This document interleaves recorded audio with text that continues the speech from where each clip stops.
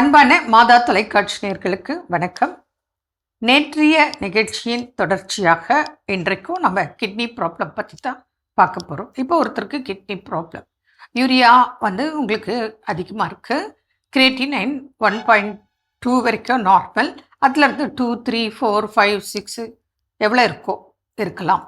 Haemoglobin பெண்கள்னா 12 grams இருக்கணும், ஆண்கள்னா 14 grams இருக்கணும். அது குறைவாக கண்டிப்பாக கிட்னி பேஷண்ட்டுக்கு குறைக்கும். யூரிக் ஆசிடும் சில பேஷண்ட்டுக்கு அதிகமாகும். பேக் பெயின் இருக்கலாம், கால் வலி இருக்கலாம், முதுகு வலி இருக்கலாம். அப்புறம் சாப்பிடணும்னு தோணும், சாப்பிட முடியாது. சாப்பிட்டா குமட்டல், வாந்தி இதெல்லாம் இருக்கலாம். இப்போது இவங்க என்னென்ன மாதிரி டயட் ஃபாலோ பண்ணும், என்ன சாப்பிடலாம், என்ன சாப்பிடக்கூடாது. இப்போ ஜென்ரலாக இப்போ கிட்னி ப்ராப்ளம் உள்ளவங்க நான் ஜென்ரலாக உங்களுக்கு சொல்கிறேன், மீதி உங்கள் ரிப்போர்ட் பார்த்து 100% கரெக்டாக சொல்லுங்கள். இப்போ ஜென்ரல் ஃபுட்டுன்னு பார்த்தோன்னு சொன்னால் நம்ம உணவில் அனிமல் ப்ரோட்டீனை மேக்ஸிமம் குறைக்கணும். வெஜ் ப்ரோட்டீனை சாப்பிடலாம், ஃபஸ்ட்டு திங். செகண்ட், உங்களோட கிட்னி பிரச்சனை, கிட்னி சுருக்கம், ஜிஎஃப்ஆர் லெவல், அதுக்கப்புறம் creatinine level, urea level, haemoglobin level பொறுத்து கண்டிப்பாக ஹீமோக்ளோபின் குறைஞ்சிருக்கும். அப்போ வாரத்தில் ஒரு 3 நாளாவது அருகம்புல் ஜூஸ் நீங்கள் எடுத்துக்கலாம். அப்போ ஹீமோக்ளோபின் இன்க்ரீஸ் ஆகும். சிலருக்கு கிட்னி ப்ராப்ளத்தினால உடல் எடை குறையும், வெயிட் குறையும், 10 கிலோ 15 கிலோ எல்லாம் குறைஞ்சிடும்.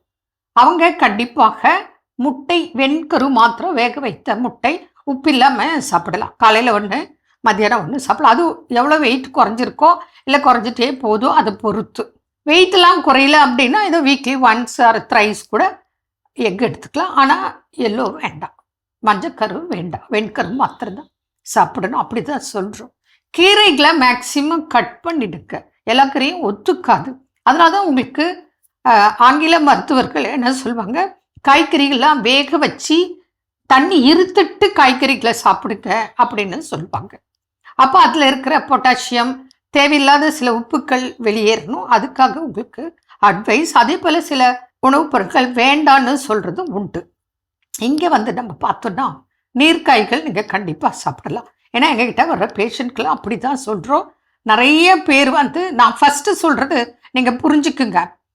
அதாவது யூரியா கிரியேட்டினைன் குறையிலனாலும் பரவாயில்ல, அதிகமாகாமல் முதலில் தடுக்க வேண்டும். அதுதான் ஃபஸ்ட்டு ட்ரீட்மெண்ட். அதுக்கு தான் உங்களுக்கு டயட்டு. அப்புறம் அப்படியே மெயின்டைன் ஆச்சுன்னு வச்சுக்க ஒரு 2-3 மந்த்ஸில், அப்புறம் குறையிறதுக்கு உண்டான சிகிச்சை போகும். அப்போ நீங்கள் என்ன பண்ணணும், கீரையில் ஒன்லி 2 வகை கீரை தான் உங்களுக்கு அலோடு கிட்னி பேஷண்ட்க்கு. என்ன கீரை? மூக்கரட்டை கீரை, காசினி கீரை. இந்த 2 கீரை தான் அலோடு. ஆனால் மற்ற காய்கறிகள் உங்களுக்கு நான் சொல்கிறேன். இப்போ வெள்ளை பூசணி, சுரக்காய், புடலக்காய், பீர்க்கங்காய், சௌச்சோ இதெல்லாம் எடுத்துக்கலாம். கொஞ்சம் கோஸ், கொஞ்சம் காலிஃப்ளவர், கொஞ்சமாக பருப்பு, அதுக்கப்புறம் நீங்கள் கொள்ளு கொஞ்சம், பார்லி கொஞ்சம். அரிசியில் பார்த்தீங்கன்னா இந்த பாரம்பரிய அரிசிக்கெல்லாம் நீங்கள் பயன்படுத்திக்கலாம். கவுனி அரிசி, சிகப்பு, கருப்பு, மாப்பிள்ளை சம்பா, மூங்கில் அரிசி, பூங்கார் அரிசி, காட்டு யானம், இது போன்ற அரிசிகள். ஆனால் சிறுதானியம்னு பார்க்கும்போது உங்களுக்கு குதிரைவாலி அரிசி மாத்திரம் தான் நாங்கள் அட்வைஸ் கொடுக்குறோம். அதெல்லாம் சாப்பிட்டவங்க இப்போ கூட அப்படியே இப்போ 3-4 இயர்ஸாக ஃபாலோ பண்ணிட்டு வர்றாங்க. அப்படியே கண்ட்ரோலில் இருக்குது. இப்போ 2 கிரியேட்டினைன் இருக்குது, இல்லை 2.3, இல்லை 3, 3.2 அப்படின்னு வச்சுக்கோங்க. ரஃப்லி நான் சொல்கிறேன், அப்படியே இருக்குது. இல்லைன்னா அதுலேருந்து குறையுது. முதலில் அதிகமாகாமல் இருப்பதே ஒரு பெரிய விஷயம். அதனால நிச்சயமாக உங்களுக்கு கிட்னி பாதிப்புனால ஒன்று டயாலிசிஸ்.